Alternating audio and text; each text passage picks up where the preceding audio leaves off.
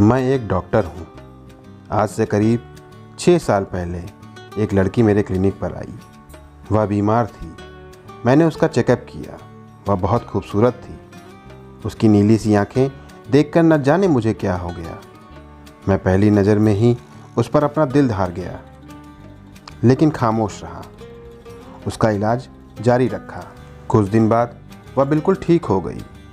जब आखिरी बार वह मेरे क्लिनिक पर आई तो मैंने हिम्मत करके उससे कहा, क्या आप मुझे अपना नंबर दे सकती हो? उसने मेरी तरफ देखा और मुझे अपना नंबर दे दिया। वह इतनी खूबसूरत थी कि मैं बता नहीं सकता। और फिर एक दिन मैंने उसे कॉल किया। उसने मुझे तुरंत ही पहचान लिया। जी डॉक्टर साहब, मुझे यकीन था कि आपका फ़ोन ज़रूर आएगा। मैंने उससे पूछा, ये आप क्या कह रही हो? वह आहिस्ता से बोली, हालात से लड़ रही हूँ। मैंने बात मजाक में टाल दी। हालात से क्या डरना, आप यह बताइए कि आप रहती कहाँ हैं? उसने बात बदल दी, बोली, डॉक्टर साहब छोड़िए ना, मैं कहाँ रहती हूँ, आप बताएं, आपने मुझे कॉल क्यों किया? आपने क्यों लिया था मेरा नंबर? मैं मुस्कुराने लगा। आप जानती हो आपको भगवान ने कितना खूबसूरत बनाया है। आप बहुत प्यारी हो। वह खामोश हो गई। डॉक्टर साहब, प्यारा होने से क्या होता है? काश नसीब में भी प्यार होता। मैंने सवाल किया, क्यों, आपके नसीब को क्या हुआ? वह चुप हो गई। डॉक्टर साहब, आप टाइम पास करना चाहते हैं ना? वह मुझसे यह बात कह ही रही थी कि मेरे पास मरीज आ गए। मैंने फ़ोन बंद कर दिया। फिर इसी तरह हर रोज़ हमारी बात होती रही। वह कहती, डॉक्टर साहब, आपका इश्क मैं जानती हूँ कहाँ तक है। आप बता दें कब आना है आपसे मिलने। उसकी यह बात सुनकर मेरे रोंगटे खड़े हो गए। मैंने कहा, तुमको यह बात करने से पहले सोचना चाहिए था। मैं ऐसा इंसान नहीं हूँ। फिर मैंने बात बदलकर उससे उसकी फैमिली के बारे में पूछा। उसने बताया, मेरी सिर्फ माँ और 2 छोटी बहनें हैं। वह दिन में ही मुझसे बात किया करती थी। मैंने बहुत बार कहा कि रात को बात कर लिया करो। वह कहती थी कि रात को मैं जल्दी सो जाती हूँ, मैं नहीं कर सकती रात में बात। खैर, हमारी बात का सिलसिला यूं ही चलता रहा। 1 साल इसी तरह गुजर गया। मैंने उससे शादी करने का इरादा कर रखा था। मैं उसकी बहुत इज्जत करता था। मैं उस पर अपना हक भी जताता था। उसके साथ मुझे अपनेपन का एहसास होने लगा था। वह हमेशा मुझे एक ही बात कहती थी, डॉक्टर साहब, आप बहुत अच्छे इंसान हैं। मैं आपके लिए ऊपर वाले से प्रार्थना करती हूँ कि आपको एक अच्छी पत्नी मिले। मैं तड़प कर उससे कहता, प्रिया, मेरी हमसफ़र बस आप ही हैं। मैं सिर्फ आपसे ही शादी करूँगा। लेकिन वह ज़ोर ज़ोर से हंसने लगती और कहती, नहीं डॉक्टर साहब, मैं आपके काबिल नहीं हूँ। वह बात अधूरी छोड़ जाती। मुझे याद है, उसे मैंने जितना भी डांटा, जितना भी कुछ कहा, वह कभी गुस्सा नहीं करती। एक बार उसने मेरा फ़ोन नहीं उठाया तो मैंने उसे बहुत डांटा। वह मेरी डांट सुनती रही और फिर आहिस्ता से बोली, आप जितना चाहे गुस्सा कर लें, मैं आपके कदमों से लिपट जाऊंगी।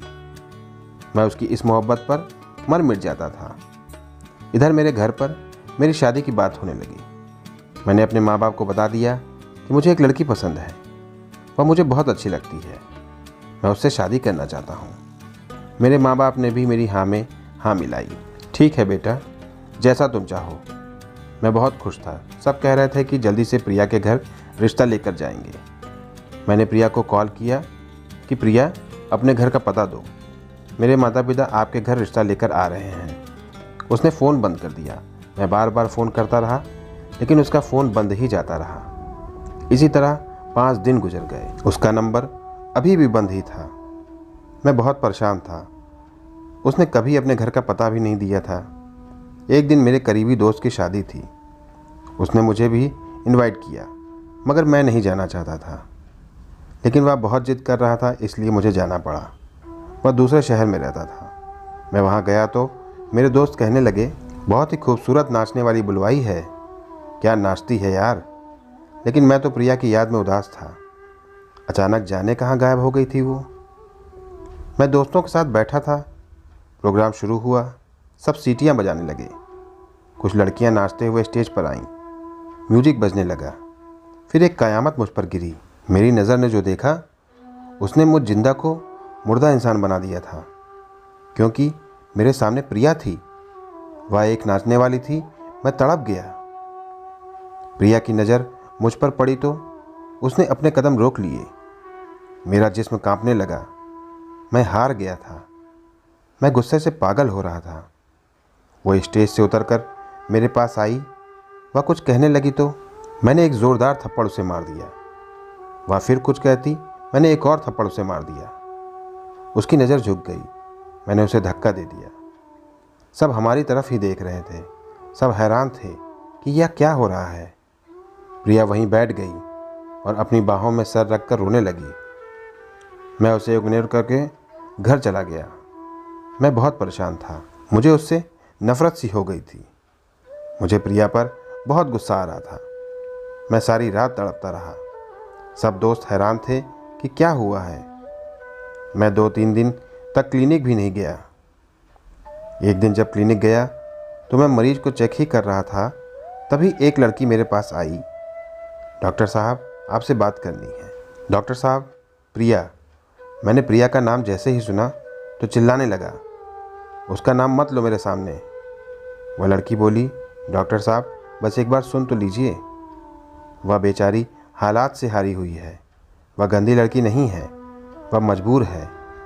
आप एक बार उसके घर जाकर देखना, आप खुद समझ जाएंगे। एक बात कहूँ डॉक्टर साहब, वह आपसे बहुत प्यार करती है, लेकिन खुद को आपके काबिल नहीं समझती। हर वक्त आपकी ही बातें करती रहती है। एक बात बताऊं, वह दिल की बहुत अच्छी लड़की है। प्लीज़ उसे संभाल लो। वह थक गई है ज़िंदगी से लड़ते लड़ते। उसकी माँ को कैंसर है और छोटी बहनें हैं, स्कूल में पढ़ती हैं। वह इज्जत से जीना चाहती है, लेकिन ज़माने ने उसे नोच खाना चाहा। बस इससे आगे कुछ नहीं बोलूँगी मैं खामोश था। रात को घर आया, बहुत उदास था। प्रिया के घर का पता मुझे वह लड़की बता गई थी।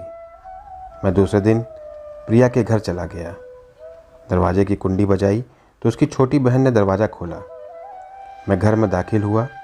प्रिया की माया चारपाई पर लेटी हुई थी। प्रिया मुझे देखकर हैरान हो गई। डॉक्टर साहब, आप यहाँ? मैं हल्का सा मुस्कुराया। मैंने किसी को कुछ नहीं बताया था कि प्रिया क्या करती है। प्रिया ने मुझे बहुत मना किया। डॉक्टर साहब, मैं अच्छी लड़की नहीं हूँ। मैंने मुस्कुरा कर बोला, हालात मजबूरी के तमाशे हैं मेरी जान। आप अपना पेट पालने के खातिर नाचने लगी। मैं हूँ ना, अब आप सब भूल जाइए। अब से आप मेरी इज्जत हैं। प्रिया बिलक बिलक के रोने लगी। सब बहुत खुश थे। हमारी शादी भी हो गई। यह था तो नामुमकिन, लेकिन एक सच्चा आदमी हमेशा औरत की इज्जत का रक्षक बनता है। शायद मैंने भी वही किया। मैंने कभी किसी को नहीं बताया कि प्रिया नाचने वाली थी। आजकल ज़्यादातर लोग भूखे कुत्तों की तरह औरतों को सिर्फ नोचना चाहते हैं और उसके किरदार पर भौंकने लगते हैं। औरत कैसी भी हो, हमें हमेशा उसकी इज्जत करनी चाहिए। कोई भी औरत शौक़ से गलत काम नहीं करती। सोच बदलिए, देखने का नज़रिया बदलिए। तो दोस्तों, कहानी यहीं पर समाप्त होती है। इस कहानी के विषय में आपका क्या विचार है, हमें कमेंट सेक्शन में कमेंट करके ज़रूर बताएं। वीडियो को बिना सोचे समझे लाइक कर दें, चैनल को सब्सक्राइब कर लें और बेल आइकन को प्रेस करके उसे ऑल पर सेट कर लें, ताकि मेरी आने वाली सभी वीडियोस के और नई नई कहानियों के नोटिफिकेशन सबसे पहले आप तक पहुंच सकें। मिलता हूं फिर किसी नई कहानी के साथ। तब तक के लिए धन्यवाद।